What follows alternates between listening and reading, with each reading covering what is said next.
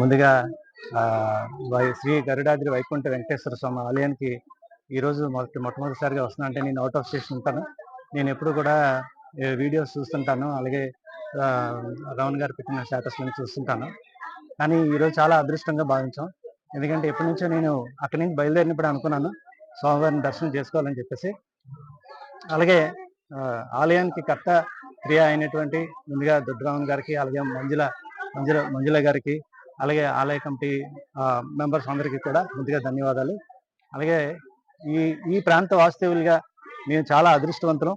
ఎందుకంటే భగవంతుడు అంటే రమణ గారి ద్వారా అంటే ఒక సంకల్పాన్ని పెట్టుకొని ఇది ఒక ఆలయ నిర్మాణం అన్నది మామూలు విషయం కాదు.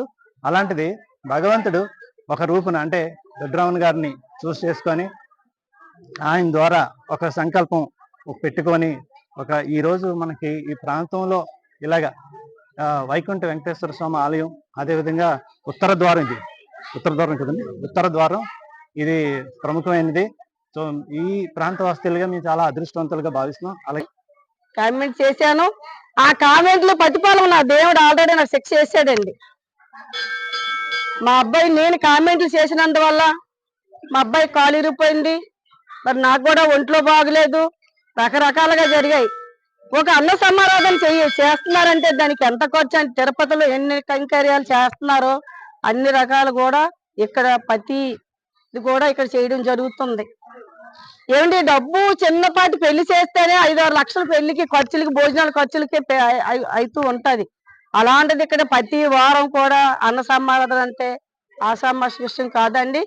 ఇక్కడ మా వాంబాయి కాలనీలో వెలిసిన వెంకటేశ్వర స్వామి, వైకుంఠ వెంకటేశ్వర స్వామిని ఇక్కడే కాదండి రాష్ట్రాలు దేశాలు తండ్రి గారు చాలా అద్భుతంగా చాలా సత్యంగా వచ్చే ప్రతి భక్తులకు కూడా ఎంతో ఒకంత ఆయన కంట్లో వేసిన చిన్న ఆవగింజంతా కూడా మనకు తెలియకుండా మన పనులు మనకి ఆయనకి చేసుకెళ్ళిపోతాడండి మన పనులు. ఎందుకంటే నేనెంత యగానిష్ఠగా ఉన్నా నాకు ఈ మధ్యలో దేవుడి దగ్గరికి వచ్చి కొన్ని కార్యక్రమాలు నేను కూడా చేసినందువల్ల దేవుడి మధ్యన కూడా నా రియల్ ఎస్టేట్ బిజినెస్ లో గత నెల నాకు 1000 గజాలు అయింది. చాలా విశేషమైన విశేషం. అందులో మార్గశిర మాసం వచ్చింది, తెలుగు మాసం అయిపోయినట్లే ఈ మాసంలో కూడా చాలా మంది భక్తులు తండోపతంగా రావడం జరుగుతుంది.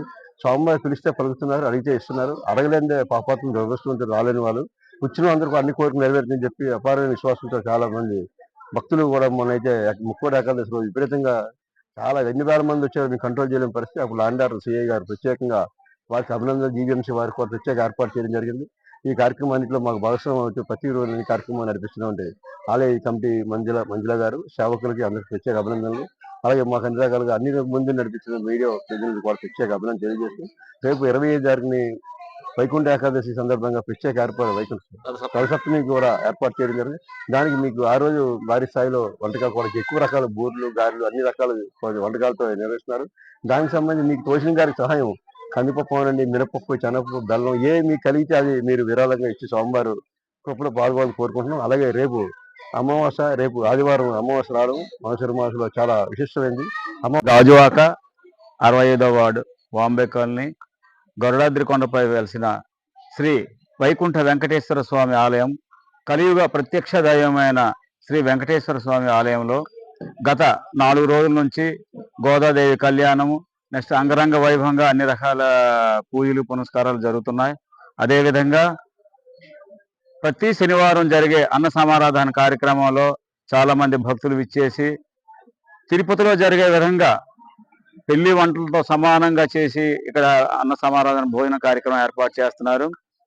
నెక్స్ట్ వచ్చే 25వ తేదీన రథసప్తమి సందర్భంగా ఈ దేవాలయంలో కోలాటాలు, భజనలు, నెక్స్ట్ వైకుంఠ వెంకటేశ్వర స్వామి యొక్క విష్ణు సహస్రనామ పారాయణాలు అంగరంగ వైభవంగా అన్ని కార్యక్రమాలు జరుగుతాయి.